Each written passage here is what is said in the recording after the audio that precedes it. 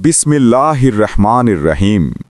আসসালামু আলাইকুম প্রিয় দর্শক, আজ আমরা জানব সূরা আল ফালাক, এমন একটি সূরা যা মানুষকে সকল অশুভ শক্তি ও হিংসা থেকে রক্ষা করে। আল্লাহর কাছে আশ্রয় প্রার্থনার এই সূরা হোক আমাদের প্রতিদিনের জীবনের ঢাল। তাই ভিডিওটি না টেনে সম্পূর্ণ দেখার অনুরোধ রইল, এবং ভিডিওটি যদি একটু ভালো লেগে থাকে বা একটু উপকারে আসে তাহলে চ্যানেলটিকে সাবস্ক্রাইব করে দিয়ে আমাদের পাশেই থাকবেন এবং পাশে থাকা বেল আইকনটিকে প্রেস করে দিবেন, যাতে করে নতুন কোনো ভিডিও আসার সঙ্গে সঙ্গে আপনার কাছে সবার আগে পৌঁছে যায়।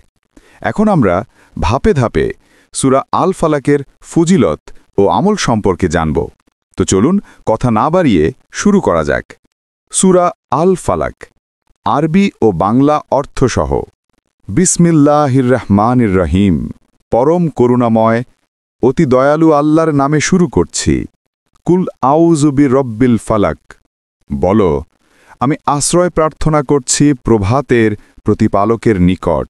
মিন শাররি মা খালাক, তিনি যা সৃষ্টি করেছেন তার অনিষ্ট থেকে। ওয়ামিন শাররি গাসিকিন ইদা ওয়াকাব, অন্ধকার রাত্রির অনিষ্ট থেকে যখন তা ছেয়ে যায়। ওয়ামিন শাররিল নাফফাসাতি ফিল উকদ, গিটে ফু দেয়া জাদুকারিনীদের অনিষ্ট থেকে। ওয়ামিন শাররি হাসিদিন ইদা হাসাদ, এবং হিংসুকের অনিষ্ট থেকে যখন সে হিংসা করে। সূরা আল ফালাকের ফজিলত।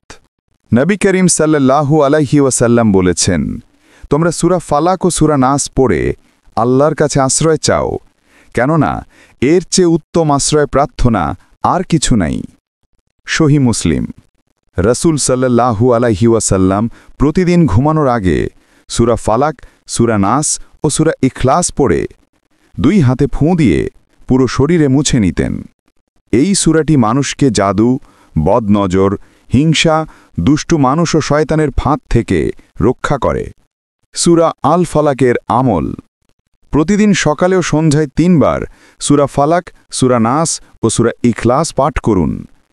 এতে আল্লাহ আপনাকে পুরো দিনের অনিষ্ট থেকে রক্ষা করবেন। ঘুমানোর আগে 3 বার পড়ুন। 2 হাতে ফুঁ দিয়ে পুরো শরীরে মুছে নিন। এটি নবী সাল্লাল্লাহু আলাইহি ওয়াসাল্লামের প্রিয় আমল ছিল। যখনই হিংসা, ভয় বা জাদুর আশঙ্কা অনুভব করবেন, এই সূরা পড়লে অন্তর শান্ত হবে ও আল্লাহর হেফাজতে থাকবে। সূরা আল ফালাক আমাদের জীবনের প্রতিটি অন্ধকার, হিংসা ও অশুভ শক্তি থেকে আল্লাহর দাওয়াই নিরাপত্তার প্রতীক। প্রতিদিন এই সূরাটি পড়ুন, নিজেকে ও পরিবারকে আল্লাহর আশ্রয় রাখুন।